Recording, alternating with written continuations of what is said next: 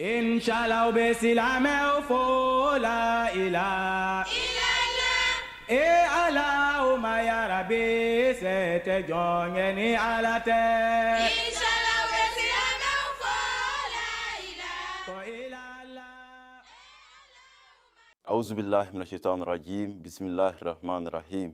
Chers téléspectateurs de la MTA, assalamu alaikum wa rahmatullahi wa barakatuhu. Bienvenue dans votre émission L'Islam, un message universel. Dans votre émission d'aujourd'hui, nous allons nous intéresser au respect envers les aînés et l'éducation des jeunes en islam. Alors, quelle relation l'islam propose-t-il entre les générations et comment prévenir les conflits et dérives modernes? Pour discuter de ce sujet, j'ai l'honneur et le plaisir d'accueillir sur mon plateau des grands invités. Sans plus tarder, notre premier invité du jour est notre missionnaire Abdelkader Krakon. Missionnaire, salam alaikum. Wa alaikum salam wa rahmatullahi wa barakatuhu. Merci d'avoir accepté notre invitation. Merci. Notre deuxième invité du jour est notre missionnaire Loro Tidiane. Missionnaire, salam alaikum. Wa alaikum assalam wa rahmatullah. Merci d'avoir accepté notre invitation. Je rappelle que vous êtes tous les missionnaires de la Jamaat islamique Ahmadiyya du Mali. Bienvenue une fois de plus.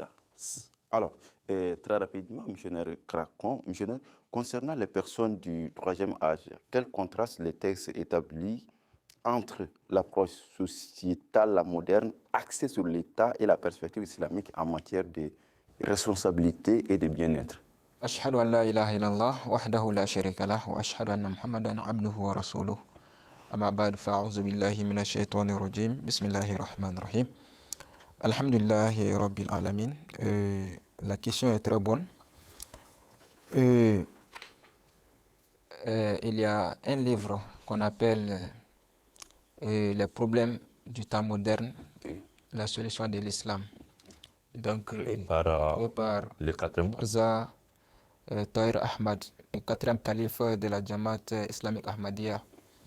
Et dans ce livre, le calife rahimahullah a donné beaucoup d'explications.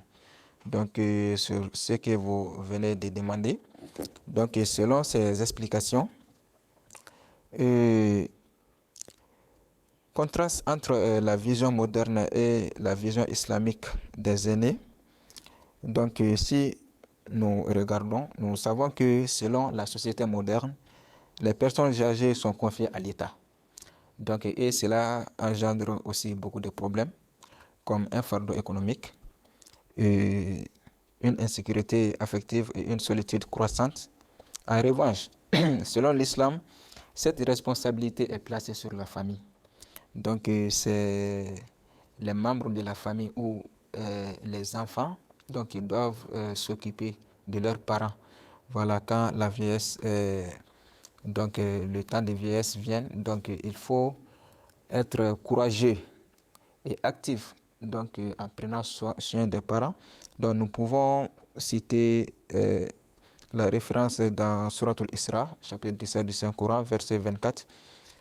Là, Allah subhanahu wa ta'ala dit « Wa qada rabbuka alla ta'budu illa iyyahu wa bil walidayni ihsana » Donc ton Seigneur a décrété « N'adorez que lui et faites preuve de bonté envers vos parents ».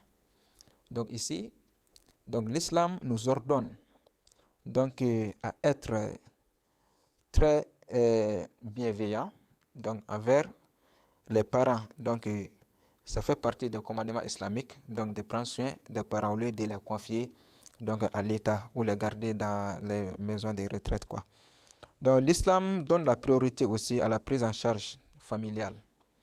Donc c'est la famille qui doit s'occuper de ses parents-là, car selon l'islam, ses parents, ces vieilles personnes sont des sources de baraka aussi. Donc c'est des sources de bénédiction. Donc au lieu de les garder dans les maisons de retraite, il faut faire tout ce qui est loin. Bien sûr, donc il faut faire tout ce qui est dans ta capacité, donc pour les rendre contents ou les rendre confortables. Donc à cela, donc vous aurez aussi le plaisir d'Allah subhanahu wa ta'ala. C'est-à-dire souvent de s'approcher d'eux, d'essayer de les comprendre, leurs préoccupations, Parce que malgré leur avancée, mais ils ont aussi des préoccupations souvent à être écoutées. Bien sûr. Ok. Donc, dans un hadith du Saint-Prophète sallallahu alayhi wa sallam, donc il nous dit Iridallahi fi iridal walidi wa sakatallahi fi sakatil walidi. Donc, ce hadith se trouve dans Tirmizi. Donc, le Saint-Prophète sallallahu alayhi wa sallam a dit ici la satisfaction d'Allah est dans la satisfaction des parents et sa colère est dans leur mécontentement. Donc, ici, c'est très bien clair que les parents sont des sources de bénédiction. Donc, pour ces enfants, plus spécialement quand ils rentrent dans l'âge de la vieillesse. Donc, il faut aussi comprendre que selon l'islam, ces parents-là, nous avons besoin d'eux. Parce que c'est des gens qui sont beaucoup expérimentés et ont beaucoup d'expérience sur la vie. Donc, ils peuvent nous donner beaucoup de conseils qui peuvent nous aider aussi. Donc, à bien, pour pouvoir être, pour avoir le succès dans notre vie. Donc, leurs conseils sont aussi beaucoup sollicités. Donc, il faut s'approcher d'eux, donc chercher les conseils, donc en faisant tout ce qui peut leur rendre contents, donc et avoir aussi le plaisir d'Allah subhanahu wa ta'ala. Donc, c'est dans l'islam que c'est la première priorité dans l'islam, donc d'avoir le plaisir d'Allah. Donc, si le Saint-Coran même nous dit qu'il faut faire tout pour pouvoir garder les parents contents, donc pour que Allah subhanahu wa ta'ala aussi soit content avec nous. Donc, ça nous donne une responsabilité d'avoir beaucoup de courage envers cela. Et vous venez de mentionner en tout cas l'importance d'avoir des vieilles personnes dans la maison afin de profiter de leurs sages conseils. Merci Jazakumullah à vous. Merci. Maintenant, missionnaire à Tidiane, je me tourne vers vous maintenant. Missionnaire, d'après les enseignements islamiques, quels sont les éléments essentiels d'une relation saine entre les générations telles que prônées par l'islam et comment cette approche vise-t-elle à prévenir les problèmes sociétaux contemporains liés à l'âge? أعوذ بالله من الشيطان الرجيم بسم الله الرحمن الرحيم الحمد لله رب العالمين والصلاة والسلام على أشرف المرسلين وعلى آله وأصحابه أجمعين. Merci de m'avoir posé cette question. Dans le livre du 4e calife intitulé Problèmes des temps modernes, les solutions de l'islam, Hadrat Mirza Tahir Ahmad rahimahullah ta'ala dit ceci. Il dit que l'islam préconise l'établissement d'une excellente relation entre la nouvelle génération et l'ancienne génération, considérant cela comme une protection contre le fossé qui se creuse entre elles. Ces fossés sont responsables de la rupture dans la transmission des valeurs morales traditionnelles. Il continue encore en disant « L'islam propose un enseignement qui élimine tout risque de rupture entre les générations en étendant le concept de famille au-delà du foyer immédiat. Le respect profond envers les personnes âgées est un devoir et l'établissement des liens effectifs solides entre les générations permet d'éviter que les aînés ne soient considérés comme inutiles ou rejetés. Cette approche contraste avec les sociétés modernes où l'on observe une augmentation du nombre de personnes âgées abandonnées et aperçues comme un fardeau. Voilà un peu les dits de Hadrat Mirza Tahir Ahmad qui souligne tous les points importants. Pourquoi Allah subhanahu wa ta'ala ou le Coran recommande que nous devons prendre soin de nos personnes âgées. C'est pour qu'un lien reste entre nous et eux. Et cela aussi permet de transmettre des savoirs des générations en génération. Chez nous ici, en Afrique, vous voyez avant, quand il faisait soir, les enfants, nous qui avons fait le village, nous le savons. On se rend chez nos parents, les vieilles personnes, les grands-mères, les grands-pères, qui vont nous raconter des histoires, vous voyez, donc, et puis qui nous disent beaucoup de choses. Donc, à travers cela, on apprend plein de choses. Et aussi, après cela, quand on arrive à un certain âge et qu'on commence à se promener avec les vieilles personnes, vous allez avec eux en brousse, ils vous présentent certains arbres qui soignent telle maladie, qui fait telle chose, qui fait telle chose. Donc, à travers cela, vous allez apprendre beaucoup de choses. Et ces connaissances-là vont se transmettre à vous. Et à vous aussi, à votre tour, vous allez transmettre ces connaissances-là. Maintenant, si vous n'êtes pas près d'eux, comment est-ce que vous pouvez avoir cette connaissance? Et c'est en prenant soin d'eux, en cherchant aussi leur amour, et c'est à travers cet amour-là qu'ils peuvent vous transmettre beaucoup de choses. Donc, Hadrat Mirza Tahir Ahmad, le 4e khalife de la communauté musulmane Ahmadiyya, rahimahullah, donc, a souligné ce point-là. Et il nous dit de ne pas voir ces personnes âgées-là comme des fardeaux. Non, de les considérer comme une bénédiction. Parce que Allah subhanahu wa ta'ala dit dans le Saint-Coran que وَقَدَ رَبُّكَ أَلَّا تَعْبُدُوا إِلَّا إِيَّاهُ وَبِالْوَالِدَيْنِ إِحْسَانًا. Il dit, Allah subhanahu wa ta'ala a décrété que de ne adorer personne à part lui, Allah subhanahu wa ta'ala. C'est lui seul qu'on doit adorer. C'est ce qu'il lui a décrété. Et après cela, wabil walidaini ihsana. Donc, il faut faire du bien aux parents. C'est comme le deuxième commandement qui suit l'adoration d'Allah. Après l'adoration d'Allah, il faut faire du bien à tes parents. Ou bien nous pouvons dire aux personnes âgées. Parce que c'est au Saint-Prophète que le Saint-Coran s'adresse. Wa qad rabbuka alla ta'budu illa iyyahu. Donc, c'est ton Dieu qui t'ordonne de faire cela. Mais au moment que le Saint-Prophète, Allah s'adressait au Saint-Prophète, il était déjà un orphelin. Il était déjà un orphelin, il n'avait pas de père, il n'avait pas de mère, comme l'histoire nous enseigne. Maintenant, ici, c'est pour dire qu'il faut prendre soin des personnes âgées. Même si, encore, tu n'as pas de parents actuellement, tu as des gens qui ont l'âge de tes parents. Et aussi, de façon indirecte, c'est aussi qui s'adresse à nous, les suivants, ou les adeptes du Saint-Prophète Mohammed sallallahu alayhi wa sallam. Donc, c'est ce que le Coran nous dit. Il dit, si ces personnes-là atteignent l'âge, deviennent vieux auprès de vous, donc, prenez soin d'eux et ne les dites pas ouf. Voilà, fala takullahuma uffin. Il ne faut jamais les dire ouf. Voilà, tanharhuma. Ne les rejette pas, ne les abandonne pas. Il ne faut pas aller les déposer dans des maisons de retraite ou bien de quoi je ne sais pas. Non, il ne faut pas faire cela. Non, chez nous, ici, nous ne connaissons pas cela. Ce sont des valeurs, des vieilles personnes sont comme, je ne sais pas, des trésors chez nous. Et c'est ce que l'islam recommande. Et ce sont des caractères, ce sont des comportements, ce sont des traditions que l'islam soutient fortement et que l'islam appuie là-dessus. Et l'islam aussi dit c'est dans ça que la bénédiction aussi se trouve. Et il nous encourage de le faire. Mais le Coran va plus loin en nous disant même après leur décès, après leur mort, il ne faut pas les oublier. Il faut les dire waqul rabbirhamhuma kama rabbayani saghira. Allah, il faut les faire miséricorde comme ils m'ont fait miséricorde quand j'étais enfant. En même temps, le message aussi revient autrement pour dire il faut les faire miséricorde comme ils ont été miséricordes envers toi quand tu étais enfant, quand tu étais faible. Aujourd'hui, eux, ils sont faibles. Toi aussi, il faut les retourner aussi, comment dirais-je, cette même compassion, cette même miséricorde aussi. Le Saint-Coran nous enseigne en nous disant, quand on parle d'une bonne génération, c'est quelle génération? Ce sont des générations qui respectent les aînés. C'est-à-dire les générations bénies. Les générations bénies, ce sont des générations qui respectent les hommes âgés, en nous disant, walladhina ja'u min ba'dihim, en parlant de ceux qui viennent après les compagnons ou bien après les croyants. À chaque fois, ils doivent prier pour eux parce qu'ils disent Rabbana gfir lana wa li ikhwanina alladhina sabaquna bil iman. Ils disent quoi? Oh Dieu, pardonne-nous et pardonne à nos aînés qui nous ont dévancés. Oh Dieu, c'est toi le miséricordieux et c'est toi le pardonneur. Donc c'est cette prière-là qu'on doit faire pour eux. Le prophète sallallahu alayhi wa sallam nous dit Man lam yarham saghirana wa ya'rif sharafa kabirana falaysa minna. Celui qui n'est pas miséricordieux envers nos enfants et ne respecte pas nos aînés ne fait pas partie de nous.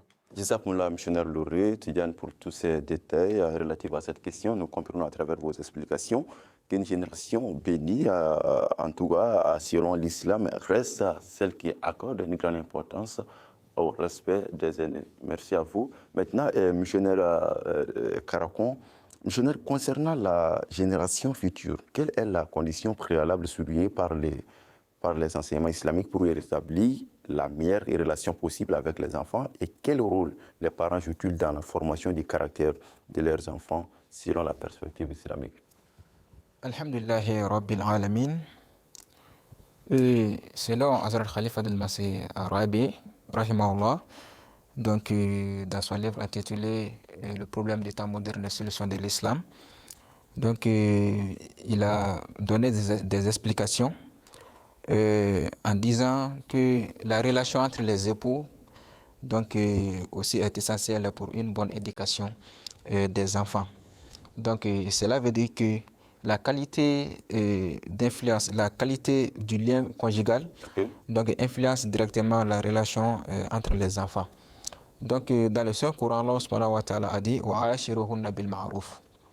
Donc et comportez-vous convenablement envers elles. Donc ici Allah subhanahu wa ta'ala nous dit donc de se comporter convenablement envers les femmes, donc de prendre soin des femmes, donc de les traiter d'une bonne manière. Donc et cela aussi a un impact. Un impact aussi sur les enfants. Donc sur l'éducation des enfants. Voilà, car les enfants imitent. Donc les enfants prennent des exemples autour d'eux, donc pour pouvoir aussi travailler avec. C'est-à-dire ils sont sensibles à ce qui se passe. Voilà, bien sûr. Donc ils appliquent ce qu'ils apprennent donc autour d'eux. Le Saint Prophète sallallahu alayhi wa sallam a aussi dit khayrukum li ahlihi wa ana khayrukum li ahli. Donc le meilleur d'entre vous est celui qui est plus gentil envers sa famille, et je suis le meilleur d'entre vous parce que je suis le plus gentil envers ma famille. Donc ici, donc nous savons aussi que le Saint-Coran a dit que le Saint-Prophète est un exemple parfait pour tous les croyants. Donc si souvent les hommes pensent que être bon envers les femmes, donc souvent engendre des sabotages, donc en disant que non, c'est mieux la perte de sa femme ou d'autres choses, il faut comprendre que le Saint-Prophète sallallahu alayhi wa sallam lui-même a été très respectueux envers ses femmes. Donc comme l'hadith nous cite ici, donc il a été le meilleur, donc la meilleure personne, donc qui a fait tout ce qu'on peut faire. Il s'est acquitté de tous les trucs. Voilà. Donc bon traitement envers sa famille. Donc le Saint-Prophète est un exemple parfait pour nous. Donc nous avons aussi ces enseignements que nous pouvons aussi prendre en compte. Il faut aussi comprendre que le bon comportement envers son épouse est un signe de foi et de vertu aussi. Donc c'est pour cela, dans le Saint-Prophète sallallahu alayhi wa sallam a dit, donc dans Abu Daoud et Tirmizi, Akmal al-mu'minina imanan ahsanuhum khulqan wa khiyarukum linisa'ihim. Donc, qui veut dire, le croyant ayant la foi la plus parfaite est celui qui a le meilleur comportement. Et les meilleurs d'entre vous sont ceux qui sont les meilleurs envers leurs femmes. Donc, comme l'autre hadith aussi a bien cité, ici aussi le Saint-Prophète sallallahu alayhi wa sallam nous prône vers la bonté, donc envers sa famille. Donc le climat conjugal influe directement aussi sur la formation morale des enfants. Donc dans une famille où les parents sont toujours ensemble, donc il n'y a aucun problème entre eux, et les enfants aussi donc prennent cet exemple-là. Donc, même durant leur maturité aussi, quand ils deviendront des responsables aussi, donc ça serait un exemple qui est déjà, bien sûr, qui est déjà gravé dans leur mémoire. Donc, ils seront toujours gentils donc, envers leur famille aussi. Donc, c'est une chaîne qui est continuelle aussi dans la vie. Donc, quand l'éducation de base est bonne, donc ça serait facile aussi, donc à leur tour, autour des enfants aussi, donc de pouvoir prendre soin de leur famille comme il faut. Nous avons un autre verset coranique dans Surah Al-Tahrim, chapitre 66, verset 7, qui dit Ya ayyuhal lezina amanu ku anfusakum wa ahlikum nara. Ô vous qui croyez, préservez vos personnes et vos familles d'un feu. Donc, qui veut dire ici la responsabilité qui a été confiée donc au chef des familles, donc est de pouvoir protéger la famille. Donc cette protection ne s'arrête pas seulement à la protection matérielle. Donc, il faut aussi faire des efforts pour que l'éducation de la famille soit une meilleure éducation, donc pour que les enfants aussi puissent avoir des exemples qui sont vraiment convenables pour l'avancement de la société, donc avec ses parents. Ok, Jazakumullah, missionnaire Krakon, pour tous ces détails. Merci. Merci à vous. Maintenant, missionnaire Louré, très rapidement. Missionnaire, quelle est la prière coranique exemplaire mentionnée dans les enseignements islamiques concernant la génération future et comment l'acte de prier influence-t-il le comportement des parents envers leurs enfants et leur désir de les voir devenir pieux et justes? Alhamdulillah Rabbil Alamin. Hadrat Mirza Tahir Ahmad, rahimahullah ta'ala, rahmatan wasi'a, a mentionné dans son livre Problèmes des temps modernes et les solutions de l'islam une prière mentionnée dans la sourate 25, versets 73 à 75. Là-bas, Khalifatul Masih nous dit ceci. Je vais donner l'interprétation d'abord de la prière. Après, Inch'Allah, je vais aussi donner cette prière aussi en arabe. Il dit ceci. Il a mentionné cette prière où les croyants demandent à Dieu de leur accorder ainsi qu'à leurs épouses et à leurs descendants la joie des yeux et de les faire devenir des leaders pour les pieux. Aussi, Khalifatul Masih dit, cette prière est décrite comme possédant un charme unique et une sagesse profonde, où les deux conjoints prient l'un pour l'autre et pour leurs enfants afin qu'ils deviennent une source de satisfaction et de bonheur et des leaders d'une génération pieuse et juste. Il continue en disant, l'acte de prier ardemment pour un objectif tel que la piété et la rectitude de ses enfants influence profondément le comportement des parents. Vous voyez? Donc ici, si vous remarquez bien, Hadrat Mirza Tahir Ahmad dit ici, cette prière-là, le fait que ici Allah subhanahu wa ta'ala incite les parents à prier d'abord l'un pour l'autre. Donc l'époux prie pour son épouse, l'épouse aussi la même chose. Maintenant, nous avons déjà mentionné auparavant que les enfants aussi doivent prier pour les parents. Donc pour les enfants, ils demandent à Dieu d'avoir miséricorde envers leurs parents. Donc avant cette prière, Allah subhanahu wa ta'ala a demandé aux enfants d'être d'abord miséricordieux ou bien de faire d'abord miséricorde à leurs parents. Après cela, ils doivent prier, demander à Allah aussi de faire miséricorde à leurs parents. Donc ici, Allah subhanahu wa ta'ala demande aux parents de prier pour les enfants et de faire d'eux des sources de bonheur et de faire d'eux aussi les leaders des pieux. Il dit que cette prière aussi peut jouer un grand rôle dans le comportement des parents. Le fait que tu pries déjà pour tes enfants, ce qui veut dire que tu as un souci de réforme, de la réforme de tes enfants. Tu veux que tes enfants soient des hommes bien, tu veux que tes enfants soient des hommes exemplaires dans la société. Donc pour cela, toi-même qui es le père ou bien la mère, tu dois être aussi exemplaire dans la société pour que les enfants aussi puissent te copier. Parce que les enfants sont des grands imitateurs. Le fait que toi-même, tu fais certaines actions, les enfants te regardent et c'est toi qui copient. Nous pouvons voir dans la société, si un parent peut-être insulte trop ou bien est trop sévère, a un cœur dur, vous allez trouver que cela aussi va jouer sur l'enfant. Souvent, il y a des exceptions. Parce que quand on parle d'une chose, on peut généraliser. Mais quand c'est majoritaire, ou bien quand cette chose-là est majoritaire, donc on juge ça aussi comme majoritaire. Sinon, on peut avoir des exceptions, mais cela est très rare.